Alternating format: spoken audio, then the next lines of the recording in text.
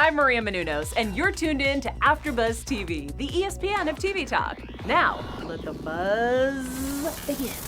Hello and welcome! It's the SVU After Show here on AfterBuzz TV. We are talking Season 21, Episode 13, Redemption in Her Corner. The crowd's going wild. They can calm down. I'm Yael Tygiel. I'm here with Taylor Gates. Hello. Hello! What's up? This is such a fun episode, and I can't wait to get into it. Before we begin, let me remind everyone, stop clapping and calm down. Let me remind everyone of the hotline. If you find yourself in a situation where you need help, if you are being abused, if you were assaulted, please, please, please reach out. Get help. Call 1-800-656-4673. 1-800-656-4673. That spells hope. That does spell hope. Also, sorry. I feel like it could have been interpreted as not hope. What I just said. What did you say? I thought I accidentally said didn't say the P enough. I didn't say ho. I said hope. I definitely heard a hope. Okay, I'm good. Thanks. I'm glad we. I wanted to just specify that. Great. Sometimes this show, SVU, is a very serious, always it's a very serious show. Sometimes the episode goes dark, and to get through that, we need to make light, and this is your content warning. I'm done with that. Because I'm definitely going to say some inappropriate stuff specifically about some of the women. All right. Yeah. What did you think of this episode? I love this episode.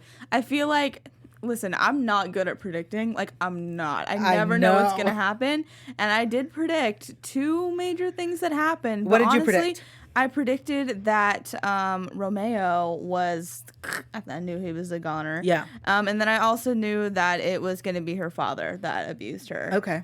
And I was very proud of myself. I was thinking a detective, picking up on those hints, but I still had a great time with this. I thought it was such a good episode, and I thought it was so fun how we saw everyone going to support Kat and her box. I liked it. I liked it a lot. I agree. I really love this episode. I'm proud of you for those twists. Thanks. I was proud of myself. I definitely also called both of those. Well, we knew that you would, though. You know everything that's going to happen. That's not true. I did not call the sister being alive. I didn't either, which I was surprised you didn't call that, because a couple, episodes ago, you were I know that the mom was alive in that one episode. She was at the... Right. And you were well, unless I see, a gravestone or right. death certificate or something. No, there's a saying in sci-fi, no body, no death. Yeah. Because in sci-fi, usually no body, no death. But this one, because we didn't know there was a sister, him being yeah, she died. It was a very quick thing. Yeah. So then when she was she's alive, I was wait, the sister we just learned about? Right, yeah, I thought that was surprising too. Before we jump into that whole storyline, let's talk real quick about some personal stuff going on. I do appreciate that we're dealing with Benson's grief. Yeah, I do too. She has a birthday call from Barba. Yay! I loved this moment. Yes. Oh, I loved it too. Honestly, I sadly got it spoiled on Twitter because of East Coast feeds. But I did too, but I wasn't mad because I was just more excited to watch it then.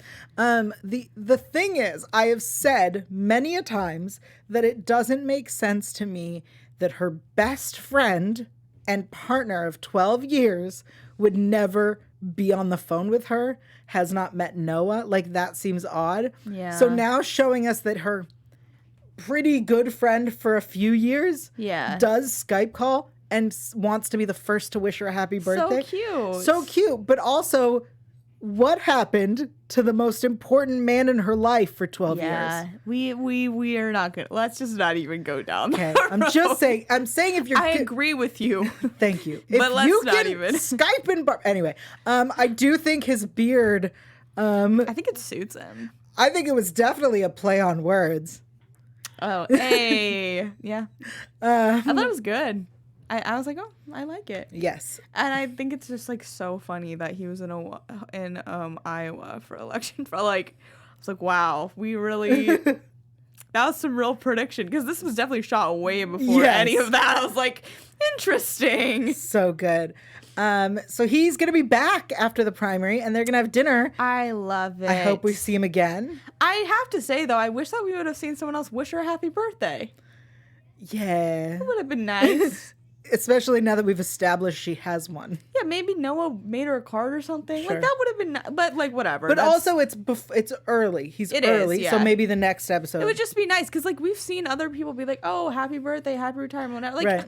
let's just give Liv a party. You know, Right. She earned it. So then later on, Carisi brings her some soup. And you hate that, and I don't know why.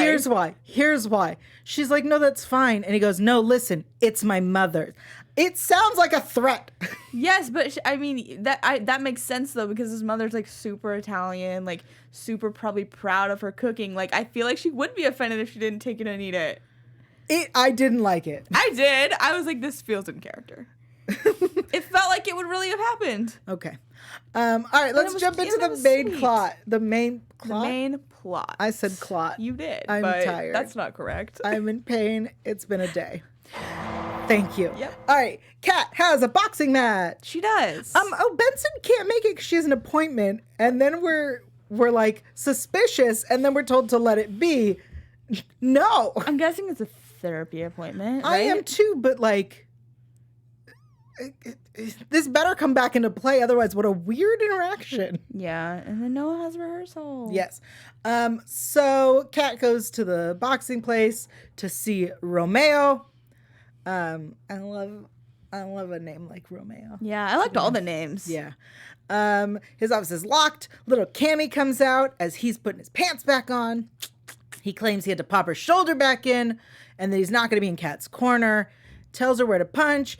And then when Kat asks Cami what happened, I'm sure you wrote it. Take a knee. There it is. I'm not some after school special. I thought that was so good because it's self-aware too. Like everyone knows what she does there. Yes. And I really liked like the dynamic she had with everyone at the gym. She was like, "Get ready to catch these hands." Like I just thought it was good, and it was nice to see her like in a space she was comfortable in. I agree completely. I thought that line was so perfect. Yeah. Because it really it reminds me of old episodes when Stabler would talk to his daughters and they'd be like, stop being a cop. Right. Yeah, I liked it. And like we get that, even sprinkled throughout this. Like everyone knows what she does there. Yeah. And I think it's nice to see that she has this like other community that she's like very involved in. Absolutely. So Rollins, Creasy, and Finn are there. I know there's some speculation about Rollins and Creasy. We're gonna leave it at that. Yep. I love that they're like trash talking the other people in the stands though, kind of. Well, I love that. So Esperanza's dad is like, that's my daughter. She's amazing. I gotta point out he's a repeat offender. Yeah. You may remember him from the episode with Amaro's dad. He is the father of Amaro's dad's new child bride. Okay. Yeah. So he's always the father of a victim. Yeah. That's his job. Bummer. Anyway, so then I also really enjoyed that while they're watching the fight, there's betting happening directly in front of them. Yeah, I thought that was so funny. I love just like everyone's reactions because it felt so true to character. Yes. Like Amanda's like, yeah, they always look good until they get popped in the face. Right. And Creasy's like cheering so hard, but you can tell he's like not in his like comfort zone. I just thought it was so cute. He was dressed like, so out of place. Yeah. I loved it. I thought it was so fun. The fight happens. Kat goes down. The next day, Kat goes to Benson and asks her, when you started, did you see predators everywhere? Before, I Yes. just want to say I love the scene where she's walking in with her sunglasses. Yes. I'm like, classic. Like, they've been hard drinking the night before. I just thought it was Also, so she got funny. punched And in she the got punched. face. She's just not doing well. No, we've all been there. It's just like that strut into work. I was like, oh, yeah, that's that hit pretty deep. I do like this scene with Kat and Benson. Yeah. Because it feels so right. Right, because we saw Olivia do the exact same things that Kat is doing when she first started. And so it's so cool because we've been watching Olivia just like grow so much for so long that it's just so neat to see her evolve into like the other person in the dynamic. Yes. It reminds me of the first episode with Hayden Panettiere where she's a little girl when she's like, something is wrong here. Yeah. And they're like, no. Right. Anyway, so then Benson's like, trust your instincts. So Benson and Kat go to visit Cami. She says nothing happens. The grandma shows up. He's like a father figure. Benson asked Grandma to talk to Cami about Romeo and the shoulder. Kat thinks he's good for it. And even is like, this is grooming behavior. And I appreciate, like, she's like, here is why I believe these things. Mm-hmm. Please check my work. Yeah. And so she's like, we got to go get him. I appreciated through this episode, every time Kat was like, and now we do this. And somebody went, no. We do this. Because it really does show how new she is. Yeah. But she's so, like, eager to learn. And I do think that she's pretty good about taking responsibility when she does mess up, which I appreciate. Yes. Because, like, Rollins was not that way necessarily when she first started out, I wouldn't say. And so it's, like, cool to see her, like, be receptive to it. So they dig deeper. Kat and Benson go to talk to Esperanza. She defends Romeo, but says she'll keep an eye out. And she reveals that apparently he told her when to knock out Kat. Yeah, I didn't, like, I don't quite understand how boxing works. So I was like, oh, maybe he's, like, both of their trainer. Like, maybe that's just, like, a thing. And then she's like, no, it was a warning. I was like, oh, yeah, you're right. I appreciate that she explained that, because I agree with you. Yeah, I was like, okay. And I was like, oh, that makes total sense. It then occurred to me, on a completely unrelated note, as to how you always see on shows where they're like, you're going to go down in this, the fix is in, you're going to go down in this round. And this is how you're going to go down. You're going to fight until this point. And I'm always like, this is the moment where I went, why would you tell them to go down at this point? Yeah. Why don't you set it up like this? Right. Because you always then worry that they're not going to go down. Yeah. I get that. Yeah. Anyway. So he set her up to get hit. It was a message to shut up about Cami. Cami and her grandmother come in. She got approached by Esperanza and she came forward because they're in love. I feel like we hear this exact sentence like a couple times a season, just sprinkle it in there. What? A child and adult? We're in love. We're in love. Here's the thing. We're in love. Okay. So apparently he's been sleeping with her for 2 years and she is currently only 16. Yes, so yeah. She was 14 then. Yeah. Yikes. And then we get, again, Kat's like, so we arrest him? No. Now we get his side of the story. I think that's interesting. I know that we've then like approached the perp, but I don't know that we've ever like considered it.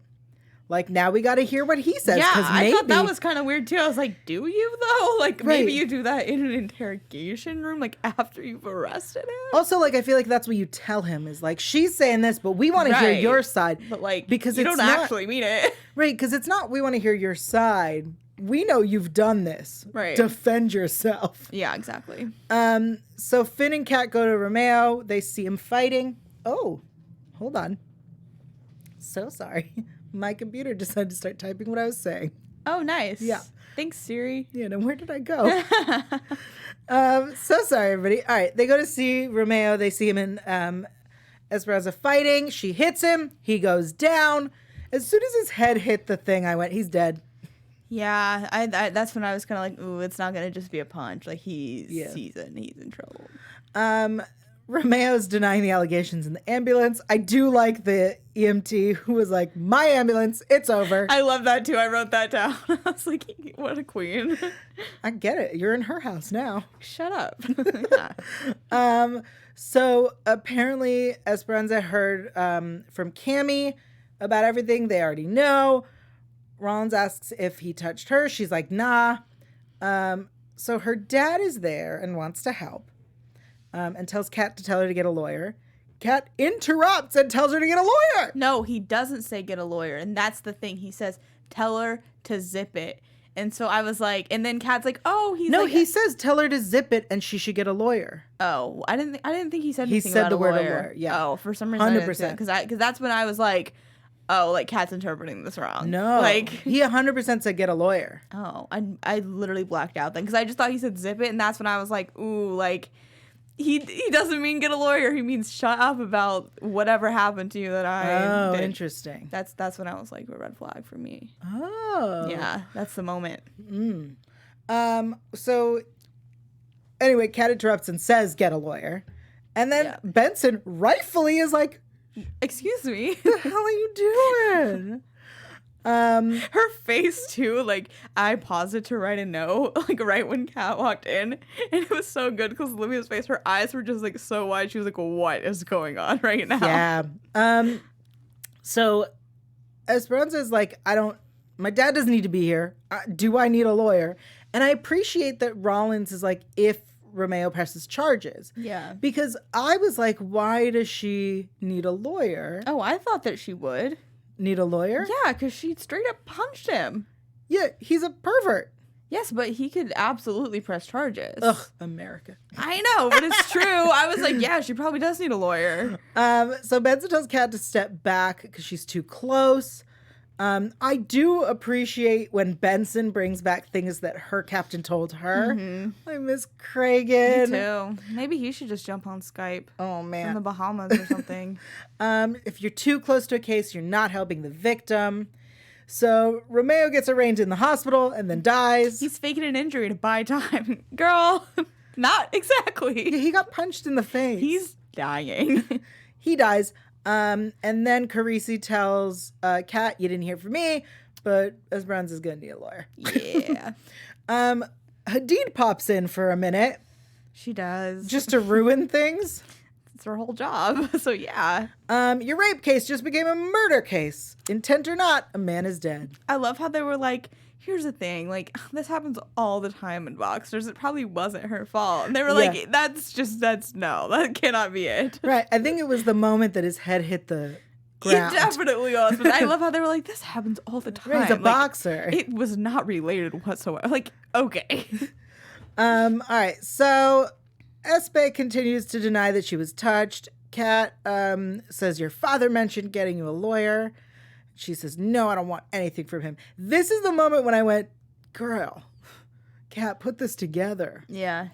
Because when we first meet him, he's there and he's so proud. Yeah, he's like so supportive, seemingly. Like, he's like a normal, supportive dad. Yeah. So as soon as she's like, I don't want anything from him, clearly there's something going on. Right.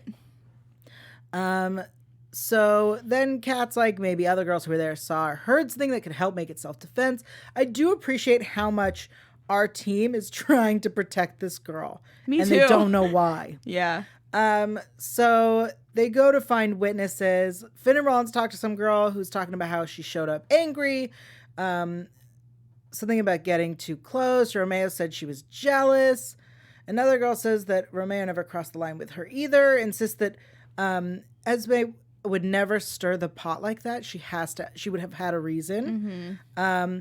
Kat wants to know if anyone heard anything. Someone said they heard that she's damaged goods. Yeah, it's Men make the messes, women have to clean it up. Yeah, that was. I'm not disagreeing. I'm just saying, I don't know how much we need. Like, that felt out of place. It felt on the nose a little bit. Yeah. But I was like, yeah, in this case especially.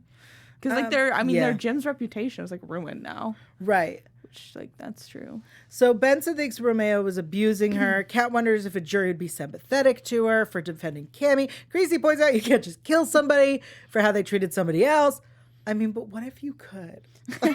But here's the thing. Consider this. Right. It feels like this feels like in a previous season, Carisi would be asking these questions, and Barbara would say, what a fun question for the bar. Right. So they're trying to prove that Esperanza was abused, but none of us can talk to her without a lawyer. Next scene. Kat goes to talk to her without a lawyer. I loved the cut so much. Like, I actually laughed. I was like, of course. Kat. Girlfriend. Anyway, I like her being like, I went as a friend. No, that's not how this works. So during that chat, Kat finally puts together what you and I have already concluded. Yes. Then Carisi yells at her. And Olivia's like, let's just not. Like, we already know that this is like...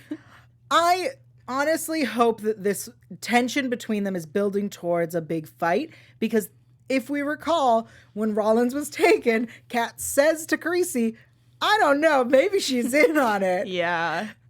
So I really hope that this turns into them like having trouble or not being able to work together or some sort of plot. Yeah. Because they keep getting into it with each other. Yeah, they do. They're very strong personalities in the opposite direction sometimes. It's she has that empathy thing that Carisi claimed when he first showed up. You know, that empathy thing. Yeah. She has it. Yeah. He had to learn it. Yeah. All right. So Benson reminds Kat that as much as she thinks it's her father, she didn't accuse her father. Mm-hmm. Carisi's like, go talk to the defense attorney. I'm not the person you're talking to. And then Kat says to Benson, he gets stuck. And she says, well, that's all men, actually. And this is the second, right? This is the second time now that we're talking about how men behave. Yeah, which is fair, but like, is that not pretty much every episode too? This like, feels why this so one? weird. Yeah, like why this episode? It really felt weird. Those two lines really stuck out to me as like, why are they here? Yeah, it was a little bit easy. Like, it was just an easy line. You know what I mean? Yeah, because it also doesn't go towards anything in the plot. Yeah, because there's what, 2 guys that are horrible in this episode. Like, there are episodes where there's like 15 men involved. That is the place for that line. It's interesting. It was a weird choice. But. So Kat wants to take a run at Santos, but Benson's like, I can't trust you right now. You can't do anything without me. So I'm benched. No, you are literally cannot do a single thing. Like, you are doing nothing unless you have permission at this point. To be fair, it's interesting that, right, the 2 women that we've had Benson oversee have needed Benson to like have lost Benson's trust and then had to try to rebuild it. Yeah. Right? Like when Rollins had issues like the in Gambler's Fallacy. Oh, so good. So great. Hasn't that kind of been every detective and every single one of their bosses though? But the issue is that Benson has not overseen any man that this happened to. I mean, Nick, well, I guess she didn't oversee Nick, but like Nick lost her trust at certain points too, right? I don't recall him losing her trust. I don't know. I recall him upsetting Cragen. Yeah. And fighting people and upsetting whoever was in charge at the time. But it just seems odd that Benson, as a female boss, has like had this issue with trust with 2 of her female subordinates. Yeah. And I know that like Finn is old school and they have trust. Yeah, there and whatever. hasn't been that many guy insubordinate. Like not insubordinate. Is that what you call them? Subordinate. Yeah. What? Yeah. So that is interesting though. It's just a thing that occurred to me. Yeah. All right. So Finn and Rollins go to talk to Santos. He says, I gave her everything so she could have the success I never had, and she pushed me away. And Rollins says, maybe you got too close to her. I'm a good father. I did everything for my 2 girls. And this is where we find out there's a sister. Yeah. The sister is played by Emma Camaris, I believe is how her last name is pronounced. I just needed that set out there. Yep. Okay. She quote unquote OD'd and is dead. Yes. Yeah. So they point out they have a boxer and a junkie, and Finn says you do anything you can to get out of a house like his. Yep. So Kat and Benson try to talk to Esperanza and her attorney. Kat's like, you were triggered. I really liked this scene. Yeah, me too. So she says, I don't want to talk about it. I'm not weak. And Benson reminds her that telling her story is not weak. Yeah, I liked that too. And then Kat says, it's just between us. No one ever has to know. Mm-hmm. And that's what gets her to speak, because that is what he whispered when he crawled into her bed. Yeah. That's such a well-written moment. Yeah, I agree. But before Esperanza responds, in my head, I went, disagree if she tells you it's not going to stay between you. You are going to use it for her case. Right, but she doesn't. I think they're saying that you don't have to go on the stand if you're not comfortable with that. I see. All right. So Romeo knew this. The first time I met him, I told him I needed protection. He looked at Santos and knew why. When she was confronting him, he said, you're jealous that I never wanted your poppy sloppy seconds. And then she's like, I should have known. I should have protected her. I should have protected Cami. And then we find out that the sister is alive. She is. Did not see that coming. Me neither. Finn and Kat find the sister. She's clean. She's willing to help, but only for money. And then we do what we keep doing for some reason, a controlled meet. Yeah. I was like, why are we still, like, use something else. I actually would have liked it in this scene had we not seen it in recent episodes. Yeah. Because it's essentially wearing a wire. Yeah, but I mean, this made sense because it was like very controlled. Like they're in a prison. Right. So apparently Santa says your sister called. She's worried you're going to run her mouth. Since your gym turned on you, you have no one but me. He tells her to toughen up and let go of whatever grudge she's holding. And she says, I get it, but the only way I don't go down for murder is by telling them what you did. And he says, all I did was love you. And then he like confesses to it. This scene, I cried. Yeah. Her performance, this is the second episode of SVU that has actually made me cry. Yeah, she was really good. So just need to give her a shout out. Yeah. Because Esperanza was played by, her name is Manny L. Perez, and she's great. Incredible. Our guest stars have been killing it this season. Mm-hmm. Like really so good. Thank you. Yes. So she loses it on him. I'm crying at home. And then viewers are crying. Viewers are crying. Benson tells her the hard part is over. And she gets 2 years and will probably get out with good behavior. Her father is arrested and the sisters are reunited.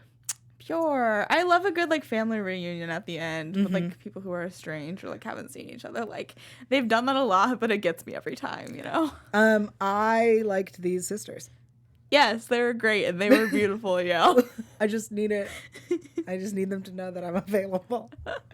All right. That's the episode. Yes. Let's move on. We have stuff to talk about. We do. I have some real SVU news. Please share. So if we may recall in season 20, episode 11, Plastic, which is about the plastic surgeon and his girlfriend who raped a bunch of women, drugged and raped women, is based on a real story. It is ripped from the headlines, and the real people, the reality TV doctor and his girlfriend who this story is on, a judge is reviewing their request to dismiss the rape charges. Whoa. Yeah. Interesting. But, there's an update. So that was a story, and the update is that a judge in Newport Beach today refused to drop the rape charges against the doctor. Good, thank you. Look at that. Even more news. There we go. The Superior Court Judge Gregory Jones said he wants to review the case further. All right. Interesting. Yeah. Thank you. In other news, and this is weird, and I'm still following up on it and looking into it. Warren Leight, our showrunner, has been called to testify in the Weinstein defense. What? Yup.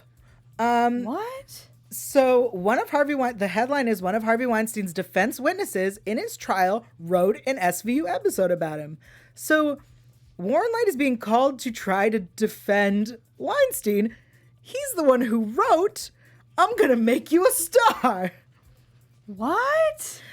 So here is why. Warren Leight wrote and directed The Night We Never Met in 1993, a romantic comedy starring Annabella Sciorra, the actress that Weinstein barged into her apartment and raped in the mid-90s. So she went and testified about the rape, and now they're asking Warren Leight to come and discredit her. What? I'm sorry. Why would he do that? Right. Excellent question. I have no update on whether he's going or whether he's what he says. I have no idea, but that's crazy. Apparently they want him to come in. That's so weird how that's like meshing reality and fiction. It's crazy because he wrote the episode. Yeah, that's insane. All right. It feels like his lawyers are making a mistake, guys. Yeah. Have you seen the show? Okay. It was you know what? It was literally a question for the jury. Wow. The jury, when they were making jury selection, they literally asked them, have you watched Law & Order or Law & Order SVU? So, like, there's maybe 2 jurors that have been living under a rock, I guess? I don't know if you saw how difficult jury selection was, but yeah, there's so many. They had so much trouble finding 12 people. Makes sense. All right. Let's head into our poll. Yes. All right. So last week, guys, I'm not going to mix them up like I did. Oh, thank you. I love that. I like that. Last week, obviously, we lost one of our own. So our poll was favorite Tucker episode. And this was a really close poll, actually. And a tie for third place. We have Internal Affairs and Townhouse Incident Interesting. at 21.1%. In second place, we have Unholiest Alliance, season 17, episode 18. Really?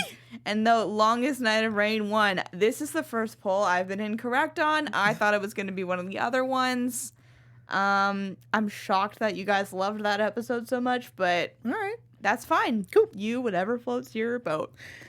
So, What's the theme this week? this week is our favorite boxer episodes, of course. There's so many of them. And there's probably a lot more than what we've got. But we have Fight, which is season 9, episode 8. Fight. I don't recall the plot, but I do recall that Coco guest stars as the girlfriend of the boxer. There you go. Oh, it's a Adam Beach episode. Detective Lake was in it. Chester. Yes. Taking you Chester guys Lake. to Red Lobster.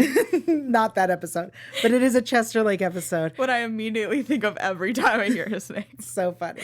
We have Pop, season 12, episode 11. Yes, that is guest star Drea De Matteo from The Sopranos and Joey, where her son is being forced into a fight club by his stepdad. And then in the end, either she or the son shot him, and we don't know who. And Stabler gets in trouble because he helps the son out.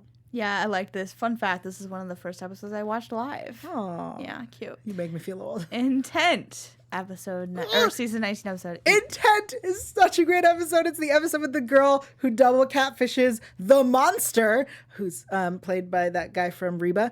And Barbara drags her for having 4 Instagram followers, Yes, which is a pretty funny because scene. the other person that she's catfishing is an Instagram star. Yeah.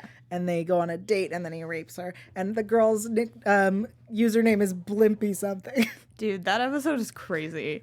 And then we have this one, which, we've been talking about it for a minute, so hopefully you know it. Honestly, I don't know which one you guys are going to choose. Maybe this one, just because it's the newest one. But I genuinely really like all of these episodes a lot. Oh, interesting. Yeah, so it would be hard for me to choose. I really like this one. I also like Intent. I like Intent. Pop just got a special place in my heart because I remember being in my kitchen, eating dinner and watching it. That's cute. For one of the first We times. should do a poll of our first episodes. Yeah, yours is season 2, episode 1 or something. It's not 2-1, but it is in season 2. It's pretty close, yeah. It was in season 2. It was Pixies. It's the one about the gymnasts. The first one I saw, though, I think was the Isabel Huppert one, where she's like, my son! And, Warner gets, stabbed. Oh, yes, with D.W. Moffat from Switched at Birth. Yeah. And Sharon Stone is... It's, such a... I thought Sharon Stone was a regular. No, that Because was it was, part the of her. first one I'd seen. I was like, I love her. And I was like, oh, she's not part of the show. Oh, with the French lady. That's such a great episode. My son! All right. We'll tell you where to find the poll in a minute. Next week, we're not going to do predictions, but next week is an episode that has rape for green cards. Yep. Yep, that's what the trailer looks like. All right, where can people find you in the poll? You guys can find me in the poll on Twitter at alphabet_Ann and on Instagram at Taylor_Gates_. I'm Yael Tygiel. I'm everywhere at Yael Tygiel. That's YAELTYGIEL. Thank you so much to everyone who's live in our chat. I know that they're going crazy chatting about this episode. Unfortunately, our Wi-Fi is down and we cannot see your comments, but I saw that Mo has a new name and some other people were there. We're so excited that you're with us. We Thanks. love having you here. We'll see you next week. Bye. Our founder, Keven Undergaro, and me, Maria Menounos, would like to thank you for tuning in to AfterBuzz TV. Remember, we're not just the first, we're the biggest in the world, and we're the only destination for all your favorite TV shows. Whatever you crave, we've got it. So go to AfterBuzzTV.com and check out our lineup. Buzz you later. The views expressed herein are those of the hosts only and do not necessarily reflect the views of AfterBuzz TV or its owners or principals.